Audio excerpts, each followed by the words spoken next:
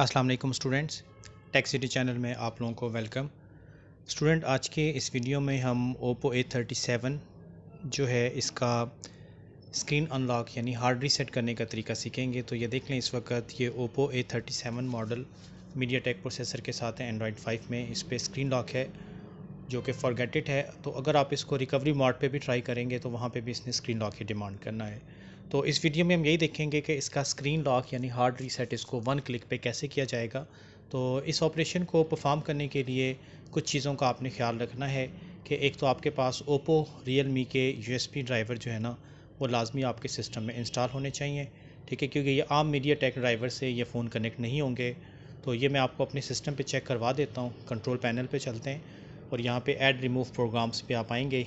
यहाँ पर ओप्पो अगर ओ हम प्रेस करते हैं तो ये देखें, ये ओप्पो का ड्राइवर अगर आपके सिस्टम पे इंस्टॉल हो तो कुछ इस तरह की नोटिफिकेशंस आती हैं। चाइनीज़ लैंग्वेज में कुछ लिखा होगा। तो ये ड्राइवर अगर इंस्टॉल्ड हैं तब ही आप इन फ़ोन को अच्छे तरीके से ऑपरेट कर सकते हैं। तो एक्वा डोंगल की एप्लीकेशन को हम रन करते हैं। इसके बाद नेक्स्ट उसकी सेटिंग को भी अच्छे तरीके से समझ लीजिएगा किन किन ऑप्शंस को आपने एनेबल और डिसेबल रखना है, वरना फ़ोन फिर स्टक हो जाएगा, फ्रीज मोड पे चला जाएगा और आपको दोबारा ट्राई करना पड़ेगा।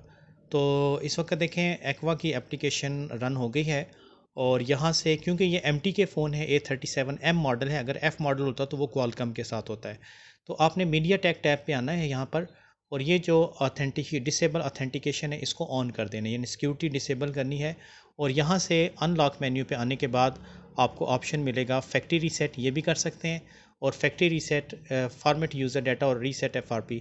इस ऑप्शन को अगर आप चूज़ करेंगे तो इससे फैक्ट्री रीसेट भी हो जाएगा और FRP लॉक अगर फ़ोन पे हो तो वो भी ख़त्म हो जाएगा एक क्लिक से ही। ऊपर वाला ऑप्शन अगर आप यूज़ करते हैं तो फ़ोन सिर्फ फॉर्मेट होगा, स्क्रीन अनलॉक होगा, गूगल अकाउंट आपको फिर बाईपास या अनलॉक दोबारा करना पड़ेगा। तो इसकी बूट की वॉल्यूम अप एंड डाउन होती है, तो आपने वॉल्यूम अप एंड डाउन दोनों की होल्ड करके डाटा केबल कनेक्ट करना है। तो जैसे देखें, हम वॉल्यूम अप डाउन दोनों की होल्ड करके डाटा केबल कनेक्ट करते हैं तो ये फ़ोन इस वक्त डिटेक्ट हो गया और ये प्रोसेसिंग बार जो है नीचे ब्लू कलर की चलेगी। आप स्क्रीन पे भी देख सकते हैं कि किस तरीके से ये ऑप्शंस जो हैं मूव हो रहे हैं। ये देख लें, ये ब्लू कलर की बार जो है मूव हो गई है और फाइनली जो है इसने आपको बता देना है कि आपका फ़ोन जो है वो हार्ड रीसेट हो चुका, यानी फैक्ट्री रीसेट हो चुका है। जो भी इसके अंदर यूज़र डाटा था वो इरेज हो जाएगा और फ़ोन जो है स्टार्ट होने में फिर थोड़ा सा टाइम लेगा। तो देख लें, ये सारा ऑपरेशन जो है परफॉर्म हो रहा है। ठीक है, और हमने फाइनल ऑल डन का वेट करना है। ठीक है, फ़ोन आपका स्टिल ऑफ ही रहेगा, स्क्रीन ब्लैंक रहेगी, कुछ नज़र नहीं आएगा। तो ये सारा ऑपरेशन कंप्लीट हो गया। ठीक है, ये देख लें, इसने मॉडल की डिटेल और सारी चीज़ें, और अब रीबूटिंग फ़ोन का मैसेज आ गया। इसके बाद फ़ोन ने चार्जिंग शो करना है स्क्रीन पे, बैटरी चार्जिंग, ये देख लें, बैटरी का साइन भी आ गया। अब आप डाटा केबल उतार लें और फ़ोन को ऑन करके चेक करेंगे तो ये फ़ोन रीसेट हो चुका होगा, यानी इसका जो भी screen lock pattern pin password था वो एक क्लिक पे ही हम एक्वा डोंगल से भी ये काम कर सकते हैं। ठीक है, अब फ़ोन ने ऑन होने में थोड़ा सा टाइम लेना है तो इसके लिए आपको वेट करना पड़ेगा। मेरा काम था यहाँ तक आपको ट्रिक्स बता देना कि जिन स्टूडेंट्स ने एक्वा डोंगल परचेज़ की है तो उनकी आसानी के लिए कि ज़्यादा से ज़्यादा फ़ोन जो है उसके साथ वो ऑपरेट कर सकें।